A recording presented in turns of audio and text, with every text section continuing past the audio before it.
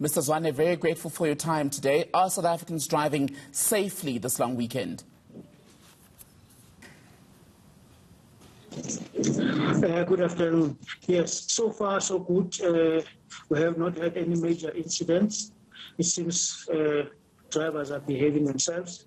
We are, though, concerned about the high occupants in the vehicles. We've seen that most of the vehicles that are driving out of Gauteng, particularly, they have been filled to capacity. With this COVID around, gives rise to concern, particularly those who are using public transport. Those vehicles seem to be really fully loaded.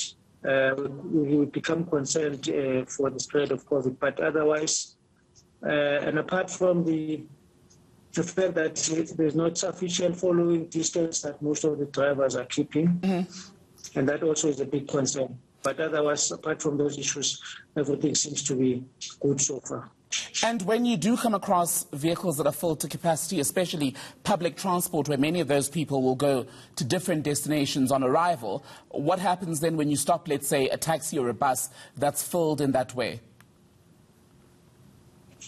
Well, we urge them to really open the windows to minimize their risk of, and then that everybody must wear their masks. That's all we can do at the moment. Ultimately, then, what is the latest as far as vehicle volumes on the major routes, especially because you said you're worried about following distance? Are there a lot of vehicles on the road? Yeah, after 12 o'clock, traffic started to subside a little bit, but that was the peak. The peak was around 12 o'clock when there were around 2,800 vehicles leaving Gauteng on the N1 to Limpopo. There was also around 2,000 on the N3 going down to KZN, and the N4 was also busy.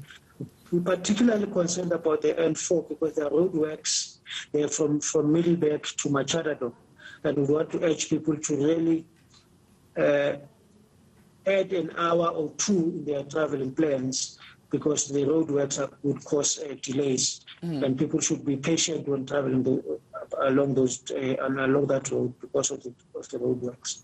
Before COVID-19, you and I would be having a conversation about drunk driving, vehicles that aren't roadworthy. Are you still seeing a lot of that now? Yes, there are people who are still driving under the influence of alcohol. We've got our testing equipment out. We've got mobile vehicle testing stations that we have brought along the side of the road to test vehicles for roadworthiness.